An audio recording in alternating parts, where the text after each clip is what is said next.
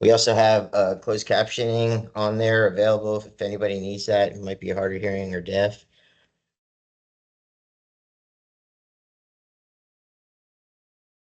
Okay, so I want to welcome you to our second series, Lunch and Learn, Mental Health in the Workplace.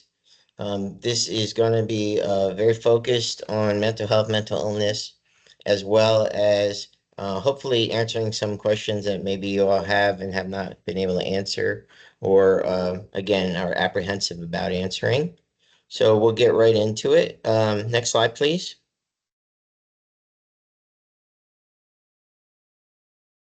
Hold on 1 second, Bobby. Uh, there we go. Okay. Okay, so these are the key learning objectives for the next hour that we'll be discussing. I'll kind of give you a second to read them. I don't want to just read them out loud to everyone. But as you can see, we're going to try and give you a whole circle concept of the discussion from the beginning until what we could do to support each other. Next slide. The impact of mental health is not just at home or with families, it's also in the workplace. Terry, I'm going to let you kind of talk about that. Yep. Hi. Thank you, everyone. This is Teresa Banda, of course, case manager here at Equip and Mavaji Enterprises. Welcome to today's Lunch and Learn. So again, we're covering mental health in the workplace, and we just wanted to give you an idea of what it might look like in the workplace. Often we have employees that come to work, and you might see certain behaviors, and you're not quite sure what to call it, right? But so when we have employees that have mental health conditions, you might see behaviors like absenteeism, people missing work often or frequently, accidents and errors. Some folks who have mental health conditions may be distressed or experiencing a lot of stress and anxiety, and they don't have concentration at work. And so you might see that they often have accidents or commit errors in their work. Presenteeism, which is bottom, I think it's left corner for you guys. This is actually when somebody is present at work and maybe they just are acting a little bit different. Maybe they are at work, they're physically present, but mentally and emotionally they aren't. And so they may seem distracted, less focused in their work as well. And then productivity, of course, is another way that someone with mental health might present in that their work is less productive. They are less focused on their work. They might be struggling to complete their tasks or suddenly become overwhelmed. Okay. Okay, next slide. So what is a mental health issue? We call currently, we address mental health as a mental health condition, but it's also known as mental illness. And of course, there are lots of different types of mental illness. But things that you may see, you or actually what mental health may affect would be your thinking, your feeling, your mood, your behavior. Sometimes this can be for a short period of time. Sometimes it can last a lot longer. I mean, we might see it present for a few days, a few weeks, sometimes may last months, if not years, if not a lifetime.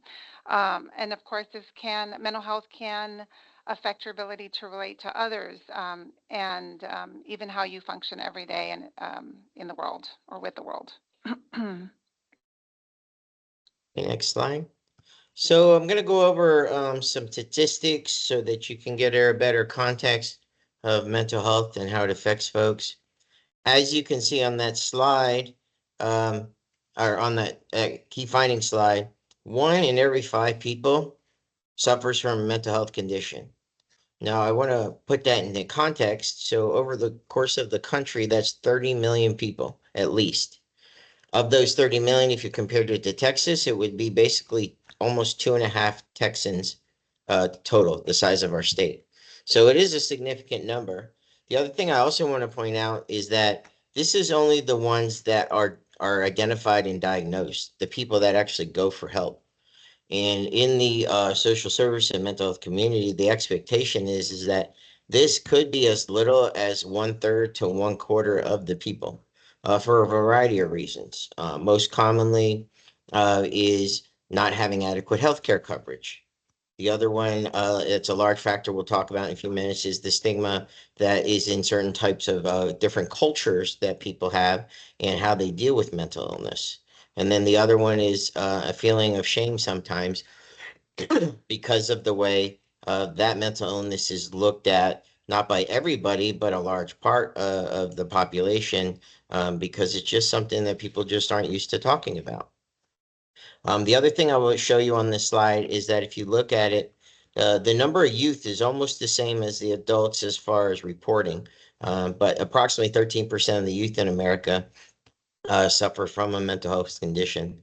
And again, if you look at our slide to the right and it shows the bar chart, bar graph, you'll see that the majority of people in age who have mental illness is 18 to 25-year-olds. And that is largely due in part because a lot of mental illness conditions present themselves between the ages of 17 and 25. So you see a lot of college students that go and get care or help and get diagnosed. You'll also, again, as people become adults, they might change how they look at the needs and their wants. So that is a large population group that does get seen. But as you can see, it does affect everyone. It's non-discriminatory. Um, it does affect every race, every culture, every gender, some more than others, depending on what time of a generation it is. There is a much larger push right now to get young folks into identifying that they need help as well as getting them to help. But again, 60 million Americans across the country, that's 1 in 4 nationwide that are suffering, and then 1 in 5 youth. Terry, did you want to go to the next slide, please? Yeah, real quick, I just want to add that these numbers were in this particular bar graph were taken, it's a snapshot of 2022. And that's kind of like mid uh, to the end of, maybe COVID. And so I expect that these numbers are actually going to escalate quite a bit the next time we take a deeper dive into what mental health looks like across America. Just statistically, what I've seen. Looking at findings in the education system, we have a lot of students that are reporting that they suffered or struggle with anxiety after COVID because of the isolation that a lot of our youth experienced during that time. And so, looking forward, especially for those of us who are constantly looking to hire new people, we may see more and more mental health conditions in our staffing because of the fact that we're hiring maybe younger people that maybe have experienced the isolation during COVID and didn't cope with it well. So it's just something to think about as we move forward from here. Actually, oh, I think that slide's out of order, but we'll go ahead and move here. There we go. Okay, so this is a list of more common mental health conditions that we see across the U.S. So not necessarily a picture of what we have in our staffing here at Mavaji or Equip. You can see that there is that anxiety is at the top of the list. And anxiety, this is just a general term because there are all sorts of types of anxiety, major depressive episodes, post-traumatic stress syndrome or disorder, bipolar disorder, borderline personality disorder, obsessive compulsive disorder, also known as OCD, and schizophrenia. Oops. Okay.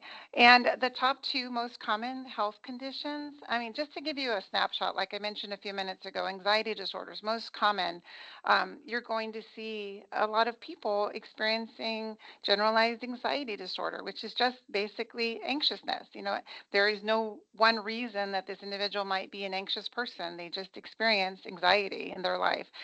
We have folks that have panic disorders, social anxiety disorders, or maybe they have anxiety around crowds, around people, phobias, obsessive compulsive disorder, and post-traumatic stress disorder. These are the most common anxiety disorders.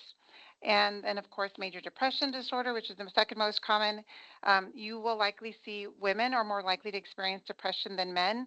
I believe that that statistic is higher in women only because women are a little bit more apt to self-report where men, culturally speaking, are not going to ask for assistance when they're experiencing depression. It takes them a lot longer to come to that conclusion that they may need some extra help, or help in general from the medical profession.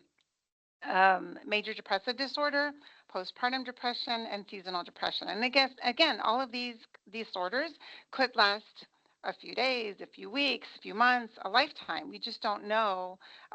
Everyone experiences it a little bit differently.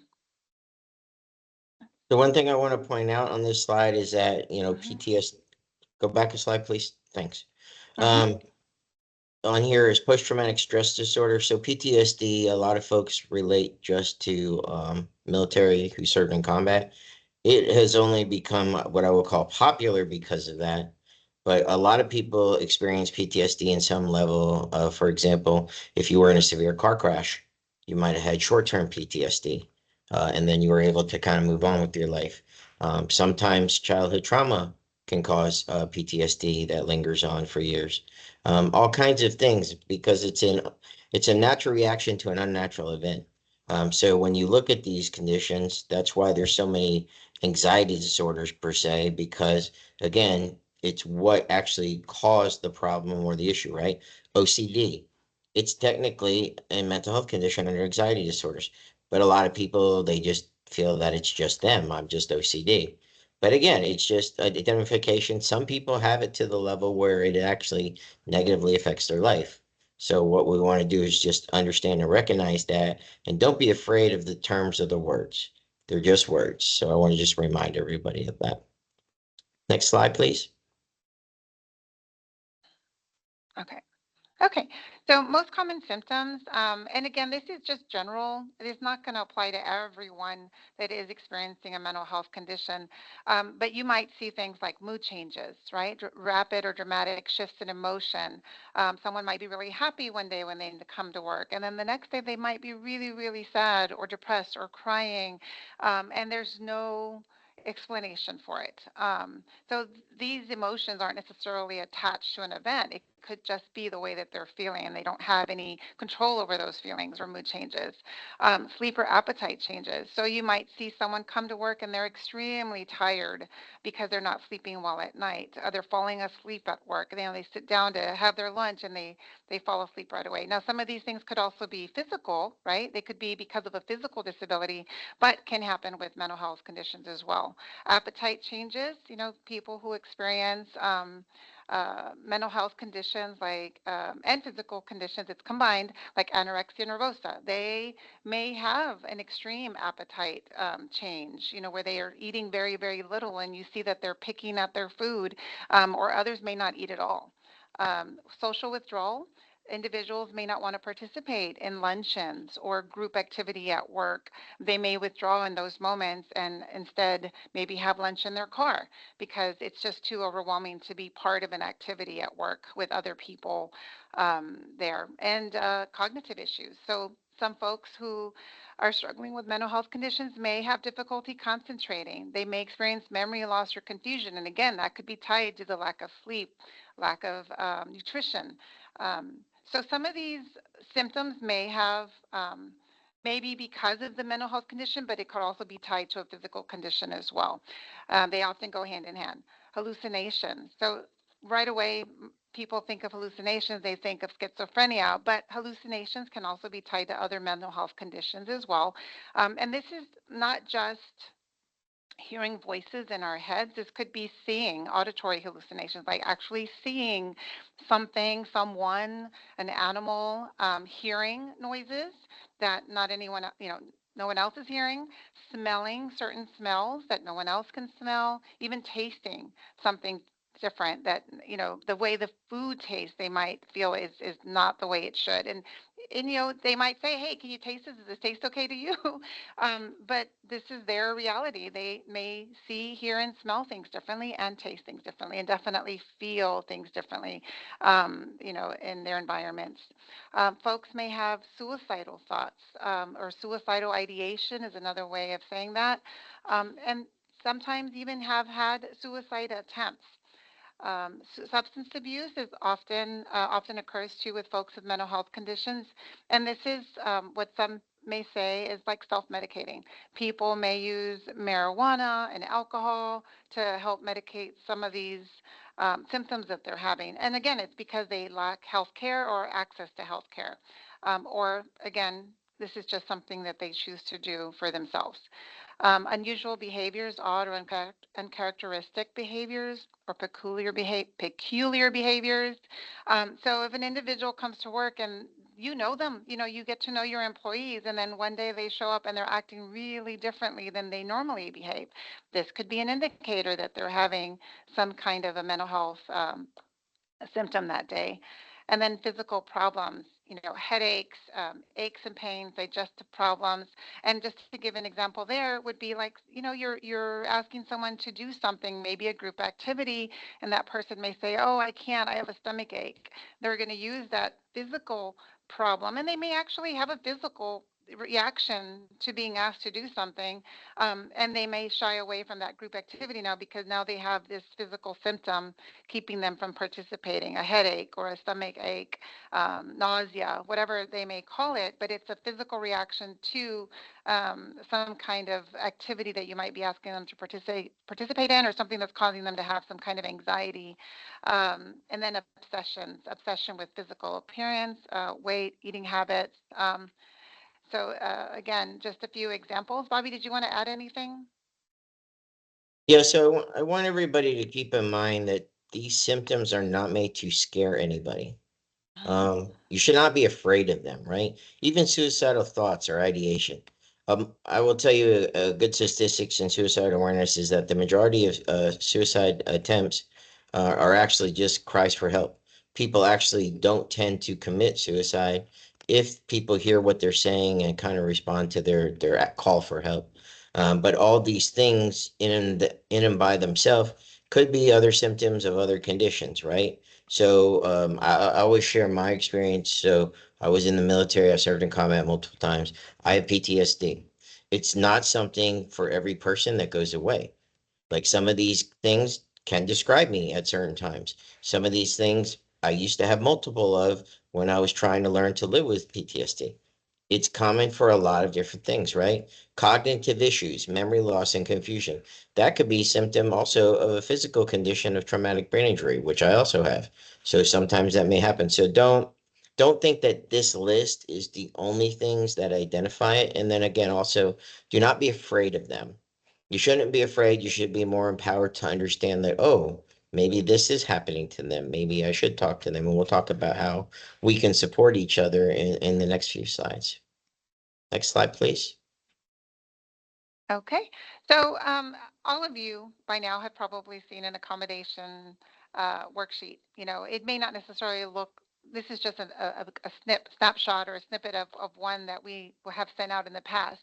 But what we basically want to share with this particular slide is that everyone will have an accommodation worksheet that will help you understand what kind of accommodation that person may need if they have a mental health condition or present with one. Now, some of our employees may have multiple worksheets because we do have several employees that actually have a combination of conditions. They may have physical conditions, they may have intellectual conditions, they may have mental health conditions, and all three in one. I mean, in one person, right, that we have to work with. So again, like Bobby says, don't be afraid. We want you to learn as much as possible about these conditions that may present in some of your employees so that you can help, you can work with them and feel more comfortable when you're working with them and talking to them. Um, these worksheets are not meant to, they're not going to completely outline everything that you can do for your employees. And I know some of you have reached out in the past and said, hey, what else can I do to help my employee because I'm noticing this. That's exactly the kind of conversation we want to have with you. We want this worksheet to be a conversation starter, not only with us here at corporate, but also with your employee, because all of you should be having conversations with your employee who are receiving accommodations about their accommodations, because in that conversation they might actually reveal something to you that might help them be a better employee or a better producer, and be able to complete their work in a more efficient manner. Okay. One thing Bobby. I'd like to mention about the accommodation worksheets, and I know we've been talking about it for a while too, is that the conversation actually starts from the point of being interviewed and hired. So we actually do an initial assessment, a combination assessment during their hiring process if they are offered a position. We try and identify as much as we can, but in identifying disability of any kind, it's an ongoing process. So as Terry mentioned, these are not all encompassing.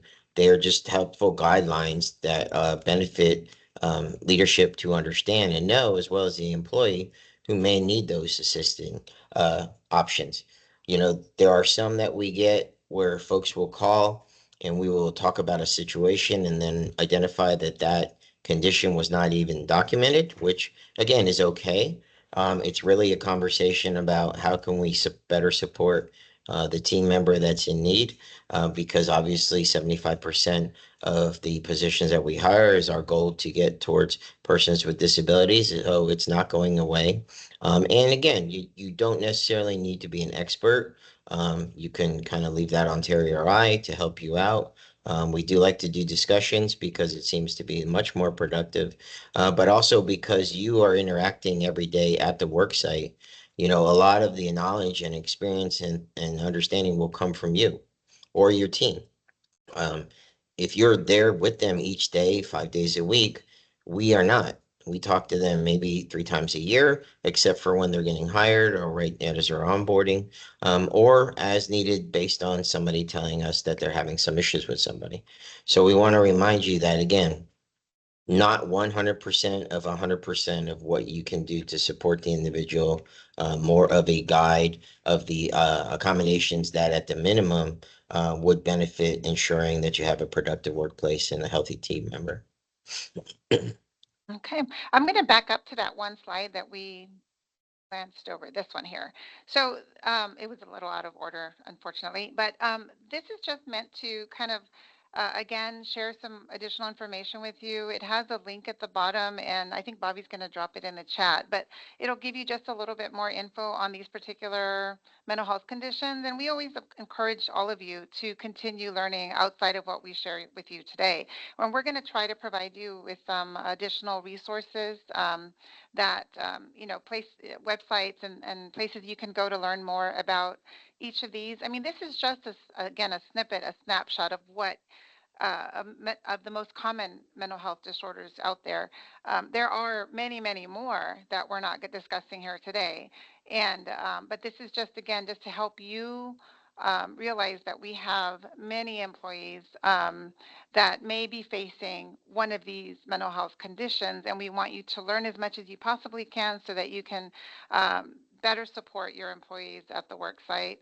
And let me go ahead and move forward again.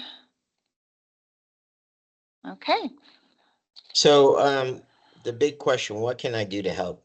First, I want to remind everyone that this is not only focused at a supervisor. This is for anyone. You know, dealing with disabilities is a, I will call it a family affair. One person may have challenges, another person may not. Somebody may be having a really tough day where everybody else is having a great day. So you have to understand that this can be used for anyone, anything, in any situation. This could even be used for you to help maybe family members or friends that you know have situations. So simple things to do. Number one, educate yourself. It's always important to learn about something you don't know. When you're dealing with disabilities, it is probably the most underlearned item or topic in the world because everybody does not have a disability. It is understandable. It's just a fact of life, but learning about that is what we're trying to do with our lunch and learns and the month of Endema, the educational information. Second one, ask someone if they're doing okay. Engage your battle buddies. So in the military, we call our friends or our peers or people we work with battle buddies because we have to rely on each other for support. Whether you're working with two people, 100 people, 1,000 people, the people who are always around you are the ones that should be able to support you when there's a need.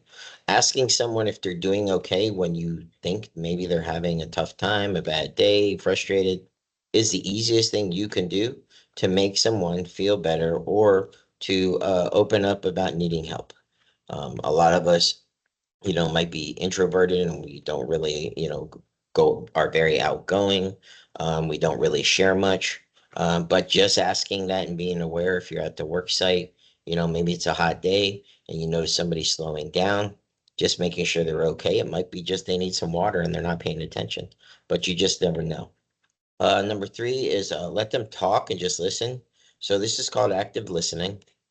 If you know somebody's struggling and they start talking about something, just let them finish what they're saying. You don't even have to understand everything. Just let them finish what they're saying. Again, a lot of times expressing emotion is a positive attribute that can make people with mental health conditions feel much better the entire time. So again, let them talk. Excuse me. Encourage them to seek professional help. So, again, we talked about the statistics and the 1 in 5 Americans that suffer from mental illness that's diagnosed. Um, Encouraging somebody to seek help if it's something you think maybe they might have a struggle with, even just talking to supervisors about it. And we don't, again, need you to be an expert. If you just it's not your area, you're very not quite comfortable, you can always reach out to us. There are tons of resources and supports and systems around the country that are available to everyone. Some of them do cost money, but the majority, there's always like you're going to see here is that there's resources that are free to anyone. Um, Never compare their situation to you or someone you know. So, as an example, let's say that somebody has PTSD and they tell you that. Let's say your cousin had PTSD from whatever reason. Understandably, you might want to relate to that conversation, but try not to do that. Even though you and another person, let's say two more people, might have the same diagnosed mental health condition, it may affect each one of you totally different. So again, not knowing everything that a person is going through or a person has or the struggle, sometimes comparing you to them or something to them kind of makes a bad situation. If they're in a heightened state of agitation or something, they may take it the wrong way, and then in their mind, they think you're not listening to them rather than trying to compare. So try not to do the comparison thing. Now, if you get comfortable with them and you guys are sharing and things, well, then, maybe that works. But again, generally in the workplace, just try not to do the comparison, even if you do know someone. Um, Next one, respect their privacy, but offer encouragement. Again, many people have a struggle trying to tell people they have a mental health condition. I can tell you again from my experience as PTSD, it took me probably a year. And, mine came from combat. I was injured in combat. It still took me about a year to actually tell myself, like physically tell myself, that I had a problem that I could not solve alone. And that's again with mental health, that's a big deal, right? The first step is always saying that you need help. That's always a common thing in social services. But again, that first step is probably one of the hardest for somebody to do. So again, just respect their privacy if they are a very private person.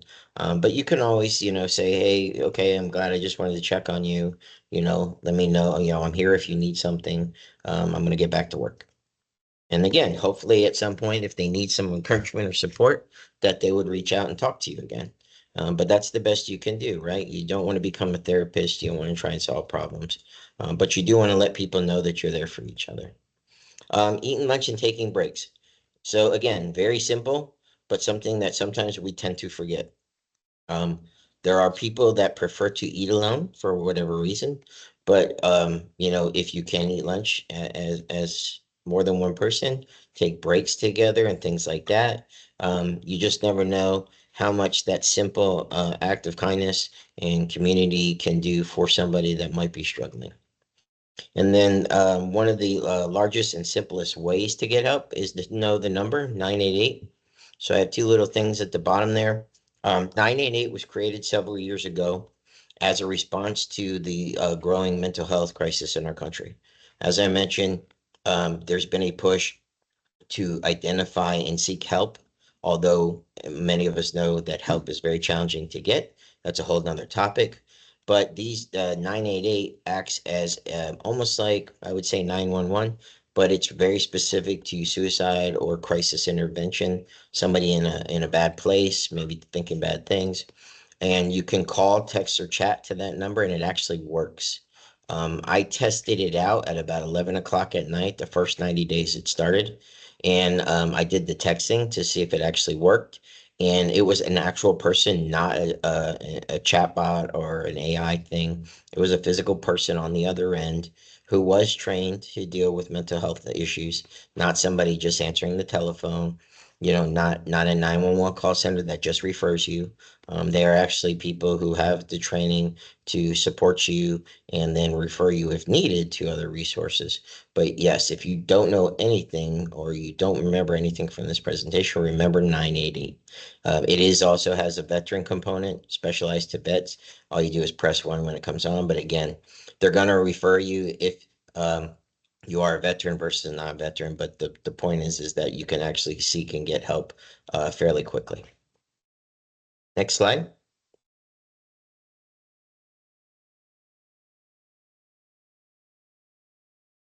Okay, so at Okay. this time, we're going to take some questions. Um, I had a few questions that were sent to us, so I'm going to kind of start there. If anybody on the call, though, has questions, if you'd like to put it in the chat and or raise your hand, and we can call on you and you can actually verbally ask that, we'll also do that.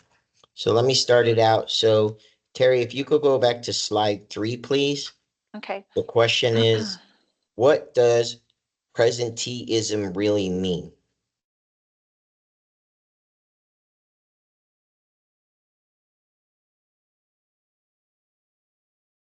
There we go. All righty. Okay. Well, I think I mentioned a couple of examples earlier when I said that presenteeism, people come to work, right? They come to work and they are there physically, but mentally, emotionally, they're not going to be checked in. And so I guess the best example I can give you in a way sometimes is as a deaf and hard of hearing person myself, we've often been called the great pretenders because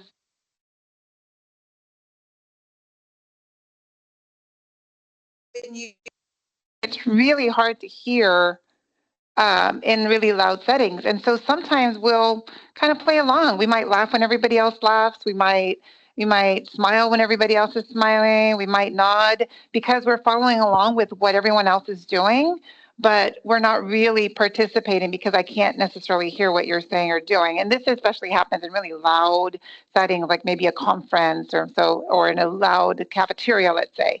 So, and that happens with a lot of deaf and hard of hearing people. So keep that in mind when we talk about physical disabilities later.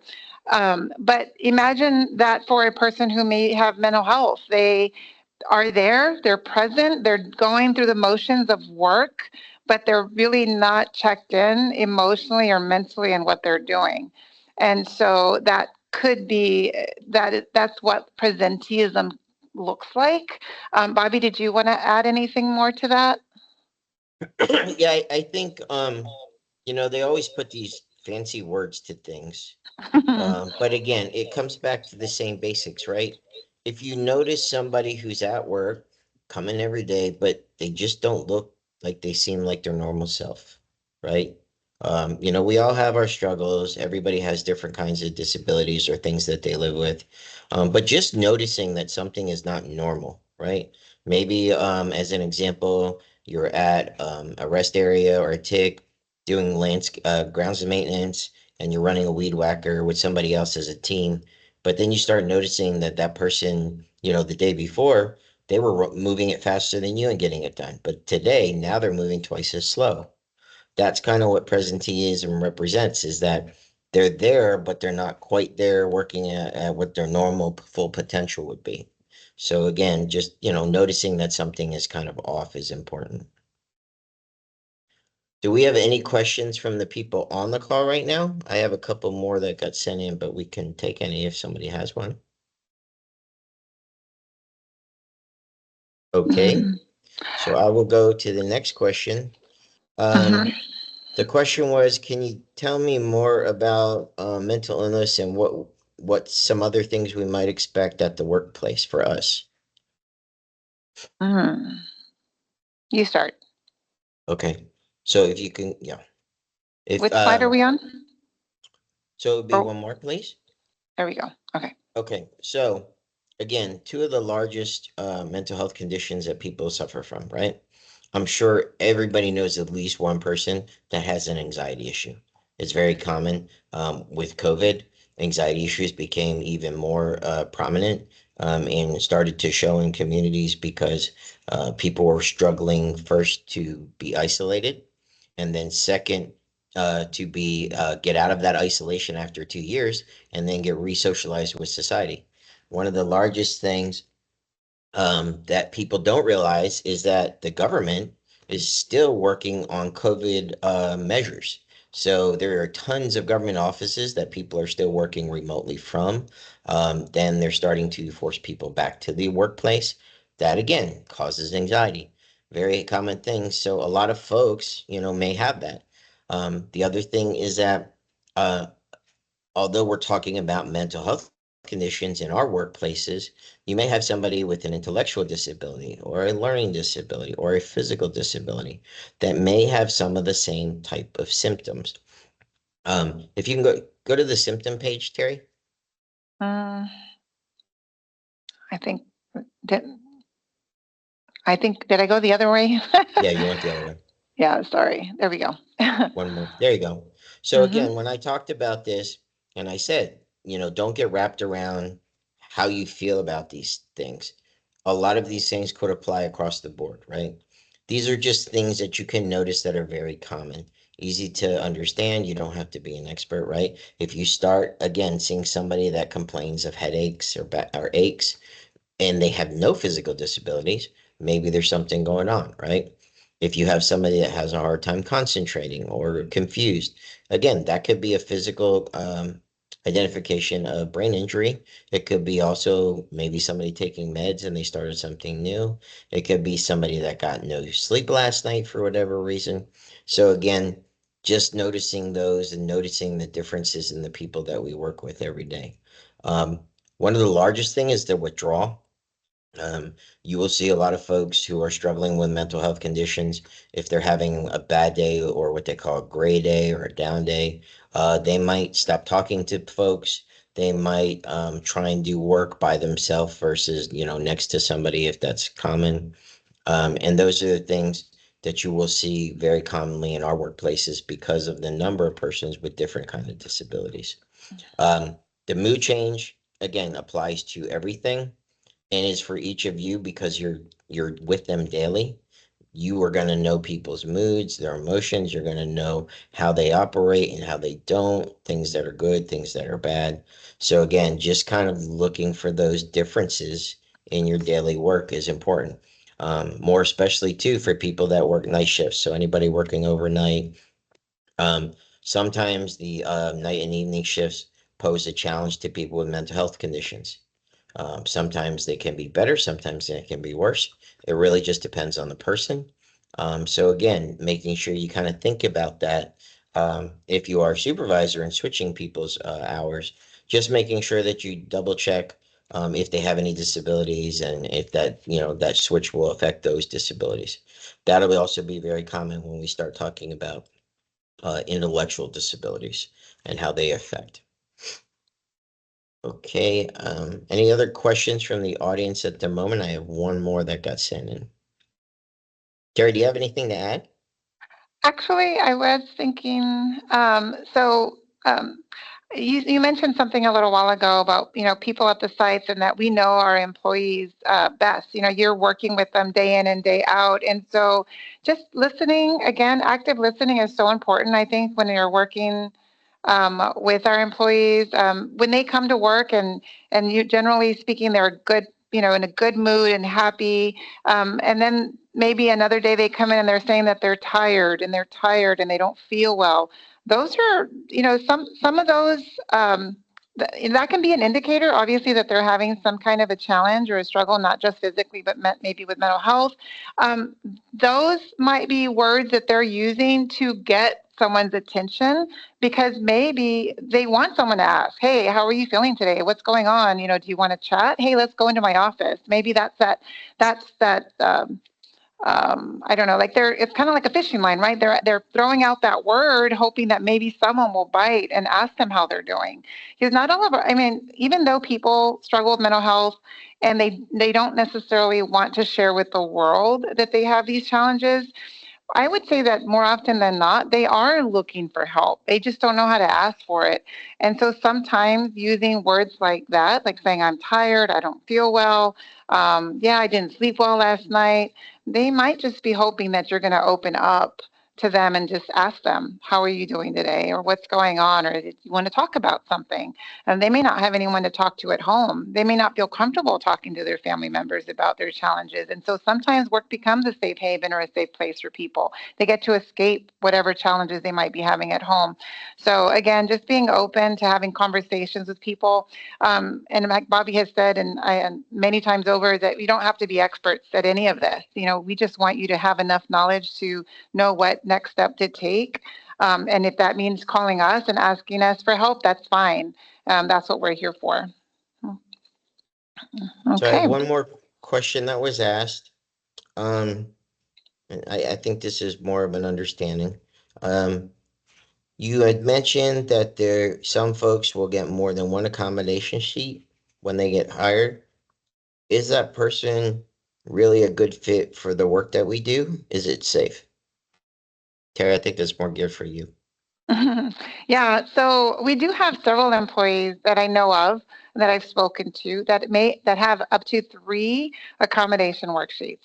They have physical challenges, intellectual challenges, mental health challenges, all present in one person.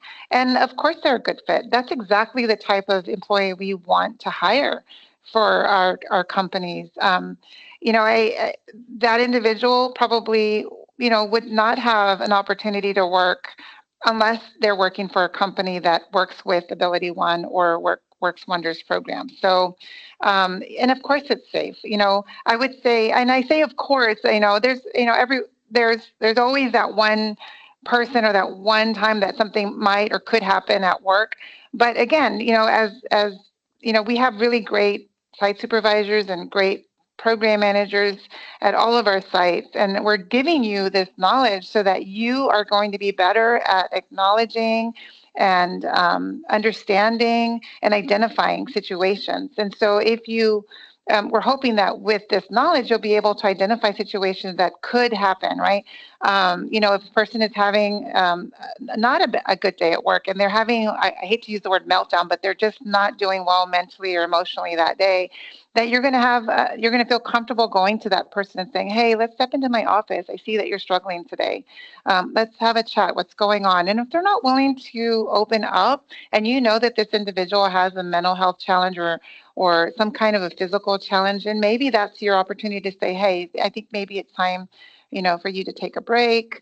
Um, you know, and depending on what their accommodation worksheet might say, you might actually have some suggestions there too. We actually have an employee at one of our sites that has a contact person as one of their accommodations because it's the person that they can reach out to help them calm down or diffuse when they're feeling extra anxious or irritable. And so, hopefully that we've given you enough information in those worksheets to help you work through those situations.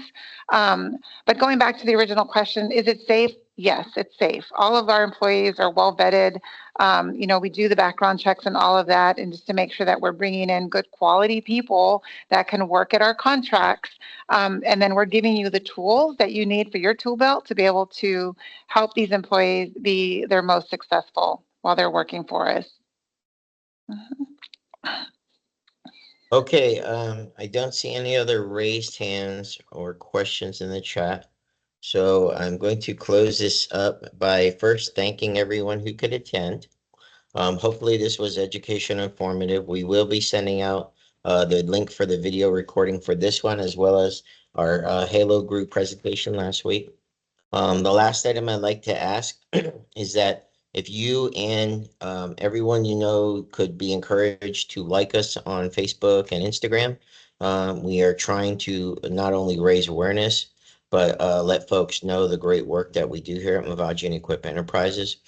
We will be sending out the links to the social media sites because I believe there's a little confusion on a couple. But we do try and also recognize things that happen within the company there as well. So again, if you would be so kind to like us and follow us on Facebook and share that with other friends and family, it would be greatly appreciated. So I believe that's all I have for today. Again, thank everyone for coming, and we hope you enjoyed the briefing today, and we'll see you again soon. Bye-bye.